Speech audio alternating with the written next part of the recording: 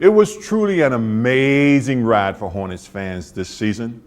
From a team that had one of the worst records in the NBA to a team that was a playoff contender, the Hornets made significant strides in 05-06.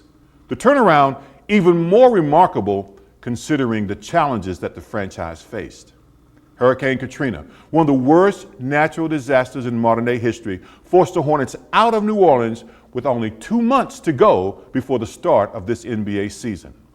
In 21 days, Oklahoma City would be prepared to welcome the Hornets to the Ford Center, where they would play 35 home games. In 42 days, the Hornets were to face an opening night. Now, how could a team relocate to another city and be prepared for opening night in only 42 days? Well, it took a lot of hard work from the Hornets organization and a lot of dedication from the proud and prepared people of Oklahoma City. Oklahoma City's rise to Major League status came fast and furious this fall. The official announcement coming just 24 days after the catastrophic Hurricane Katrina forced the Hornets out of New Orleans. 42 days after that historic announcement, the Hornets were scheduled to start their regular season with the first ever NBA regular season game in OKC. According to Hornets owner George Shinn, it took unprecedented cooperation from many people to make the quick transition from New Orleans to Oklahoma flow smoothly. I met the political leadership and the mayor here, which is a can-do mayor, can-do political people with the city government, the state government, everybody working together. I mean, this deal with a multi-million-dollar enterprise was put together in 2 weeks with bureaucrats, the federal and the state government here. That's impressive, very, very impressive. How can anybody doubt the fact that we announced on one day and 7 days later we had 7,000 reservations for tickets? I mean, that's the proof of the pudding right there. The most important aspect of this story is how Oklahoma City was ready for the major leagues to call in the first place. Building the $89 million Ford Center in 2002 put them in a position to host a team. Without it, the NBA likely would not have considered the area. You know, we are far more cosmopolitan than a lot of people think. The old image of Oklahoma City being a minor league town, able to support only minor league events, is outdated. We just needed an opportunity to prove it. And in my many visits to New York, to visit with Commissioner Stern and Commissioner Bettman, to try to get them to see the advantages to coming to Oklahoma City and being the first team in town, you know, a lot of that set the framework for where we were able to act quickly when the opportunity came about. Once contact was made, Oklahoma City Mayor Mick Cornett played a major role in initiating discussions and bringing together local political and business leaders. Even before a single regular season game was played in the Ford Center, the mayor was impressed at how this city embraced the Hornets. You know, I didn't think there was any way they could have exceeded my expectations, but they have. I didn't have a number in mind on season ticket sales, but people that I didn't even know liked basketball are buying season tickets. People that I didn't even know had discretionary income are buying season tickets. This is truly unbelievable. The corporate community came through as I expected them to, but the amount of love that this community is putting into this situation and the team, I think, is overwhelming, and this team is going to see a tremendous amount of support this year. Hornets President Paul Mott enlisted the help of executives and staff to coordinate team sales efforts. We started by convening sort of senior folks in Houston. The Rockets and the Toyota Center were kind enough to give us a temporary home, so we brought people there together to work on how we would layer it in. We had salespeople we had teed up ready to go, and as soon as we had the announcement, we needed them in first. But this marketplace was ready, wants to be a major league city, believes it's a major league city, and I think has indeed proved that it is a major league city. We set up shop, and while we're constructing cubes and putting phones in, we are making outbound phone calls, receiving inbound calls for deposits. It's just an amazing response from the community. They really want NBA basketball, and you know, we're going to be a top 5 team in season tickets. OKC stepped up to help bring calm in the backdrop of chaos. The Hornets' transition into cowboy country was much smoother thanks to the collective efforts of the political and business communities and the new Hornet fans in OKC. In 42 days, Hornets Mania had taken OKC by storm, and everyone was strapped in, ready for the ride. November 1st, 2005.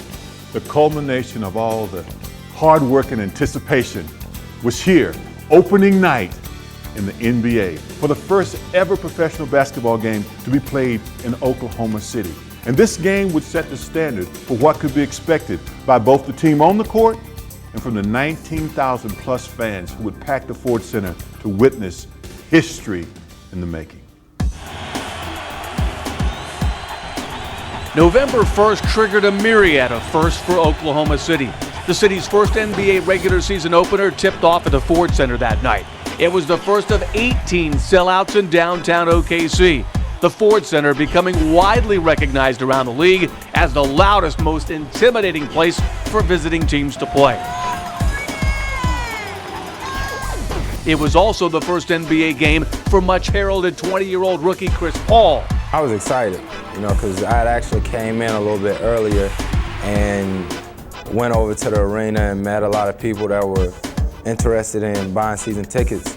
And just to see the enthusiasm on their faces, I knew that it was going to be a fun year and that they were psyched. They didn't care what the price of the tickets were. They just wanted to see us play basketball. The Hornets scoring a blowout victory over playoff-tested Sacramento for their first win of the year. When we walked out on the court and the fans were going crazy that game and we played the way we played and won the game the way we did, we knew then that, unlike everybody else who said we were going to have 82 road games, we knew then we were going to have some home court advantages.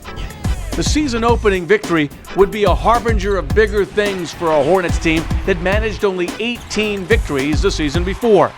They shocked giant after giant, finishing November with a .500 record and tripping up all but one division leader during the season's first 9 weeks. This included a stunning upset of defending NBA champion San Antonio. With the Ford Center bursting at the seams with fans that December night, Chris Paul accepted the challenge of leading the upstart Hornets to their biggest upset of the year. Paul outplayed All-Star Tony Parker, scoring 17 points, grabbing 12 rebounds, handing out 9 assists, and grabbing 5 steals.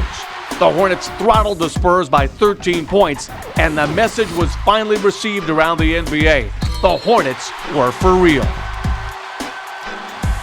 The Hornets rang in the new year with another stunning upset victory, this time over Pat Riley's Miami Heat.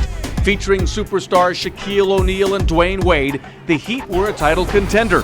But on this night, they ran into a Byron buzzsaw, with the ex-Lakers star guiding his team to another major upset. Desmond Mason led the way with 24 points, David West poured in 20, and Chris Paul handed out 9 assists as the Hornets beat the Heat by 15 points.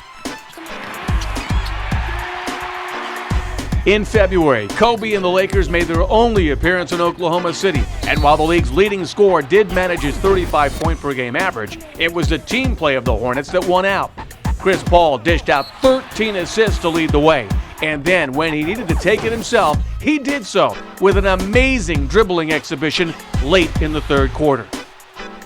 Then late in the game, Hornet shooting guard Kirk Snyder provided the high-flying highlight of the season with a spectacular fast break dunk over Lakers rookie Von Wafer. Folks, one look is just not enough. By the All-Star break, CP3 and D West had guided the Hornets into the 6th playoff seed in the Western Conference, and they were clearly the most talked-about team in sports. Paul was a surefire Rookie of the Year. West was the most improved player in the league, and Byron Scott was the most often mentioned Coach of the Year around the NBA. Despite a maddening March slump, the Hornets remained in playoff contention through the final week of the season, just missing a miraculous turnaround from 18 wins and hurricane displacement into the postseason.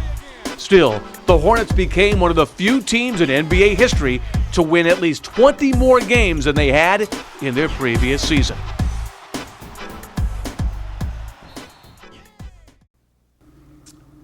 The Hornets started this season off with a bang, a resounding victory over the Sacramento Kings, a perennial playoff contender and a Western Conference foe, with great wins over the San Antonio Spurs, Eastern powerhouse, the Miami Heat.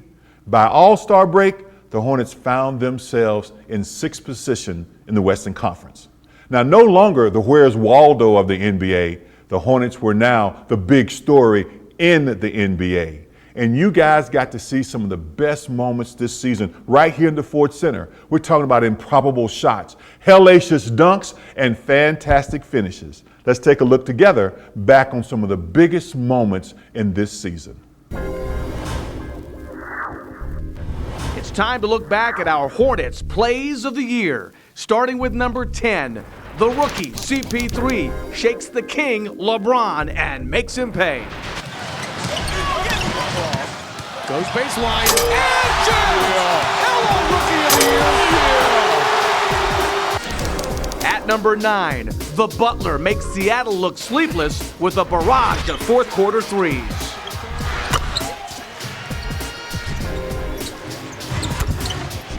To Butler for the long three. Hornets down 6. Johnson to Butler. Another three. His 5th of the quarter. At number 8, CP3 becomes the first ever Hornets rookie with a triple-double.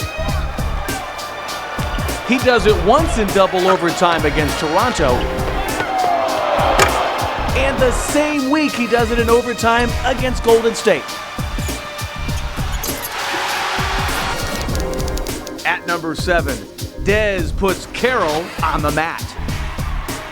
Chris Paul got a steal on the sideline, and I was running down the middle, and he kind of drew Matt Carroll to him and pitched it back to me. And when he pitched it back, Matt Carroll just kind of turned around and jumped, and I don't think he really knew who was coming. So I dunked on him, he fell down, I screamed at him, then Chris screamed at him, and it was an and one. So it was pretty fun. At number 6, the little guys, CP3 to Speedy for the alley.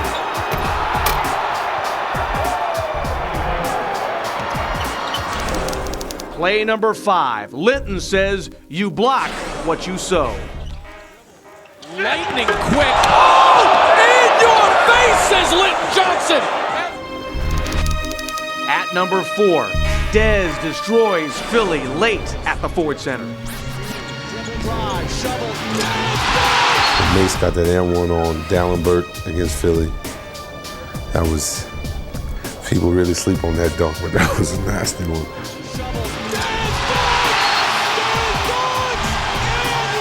Coming in at number 3, CP3 takes on the entire Los Angeles Lakers team. I think it was toward the end of the quarter, and he spin moved, then a guy came, then he took it behind his back, and took it down the paint, jumped up, and went under 2 people and flipped it with his right hand, and right when the clock ran out. You know, I was just like, for somebody to get from half court and dodge about 4 or 5 people, plus a teammate or 2, you know, that's pretty special. You know, and with the shot clock running down, he took it full court, you know, behind the back, knifed through the defense and made a layup. You know, and I thought that play was, you know, typical of greatness.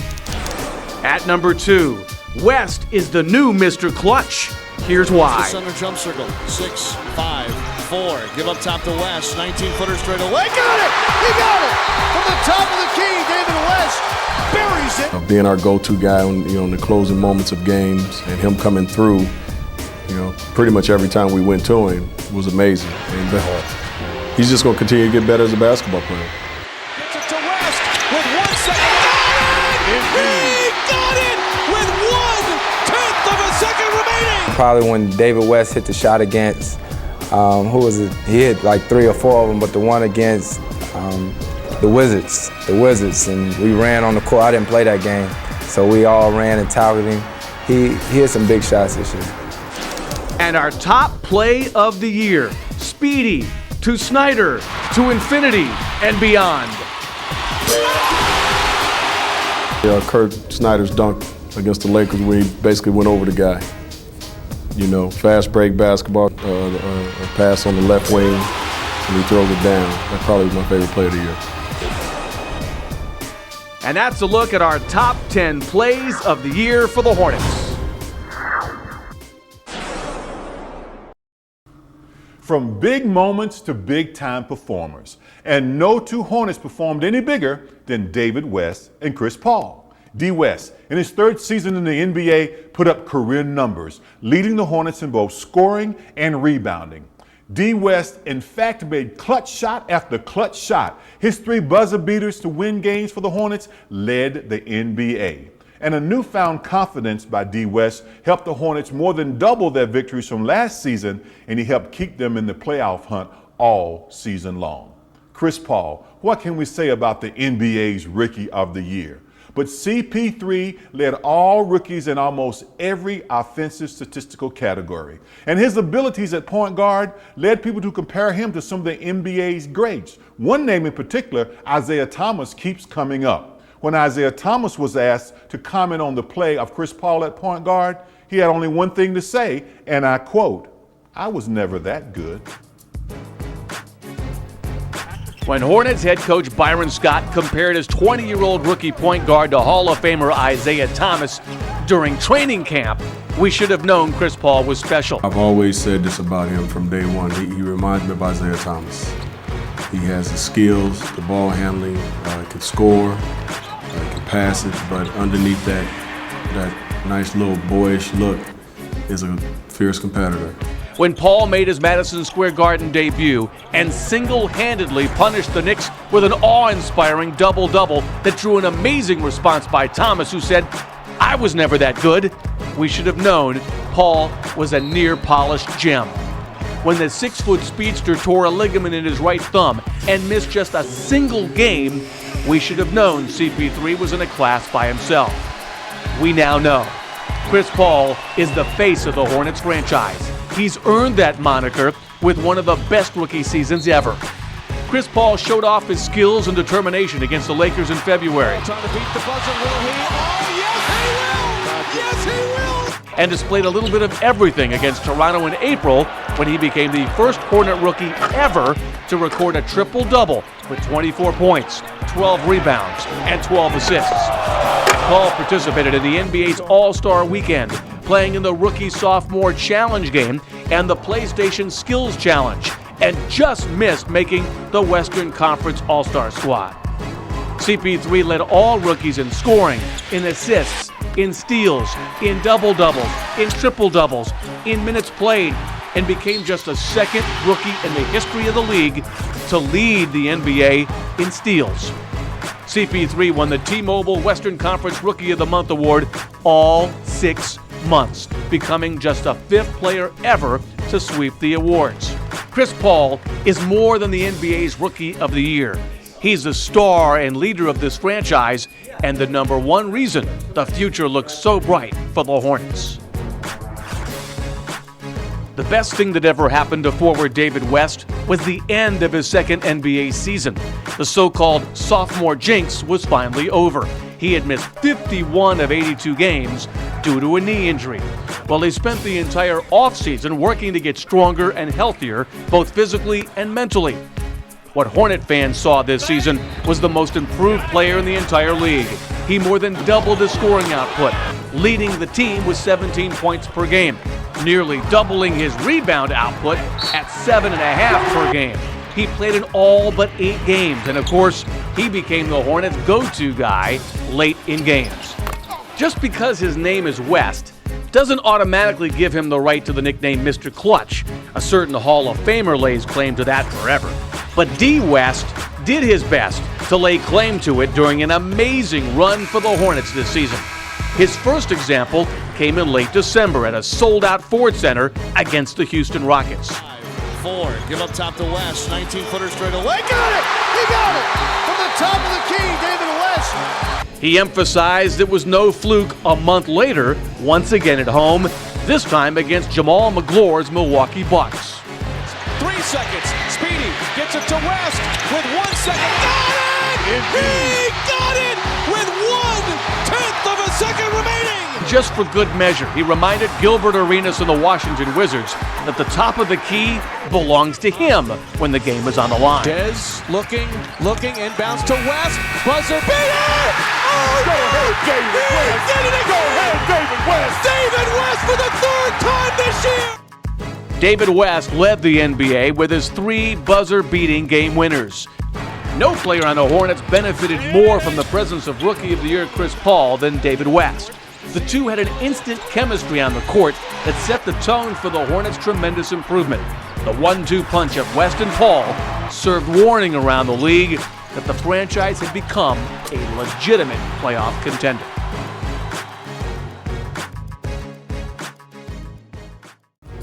From 18-64 to being in a playoff hunt the entire season long, it just goes to show you what a difference a year can make. And the future for the franchise? Oh, indeed, it's very bright, because next year, the Hornets look to return to postseason play. It has been an incredible year, and you, the fans, have been with us all along. The excitement and the ride was outstanding. Now, the ride will continue, and the excitement will be back again next season, right here at the Ford Center in the heart of Oklahoma City.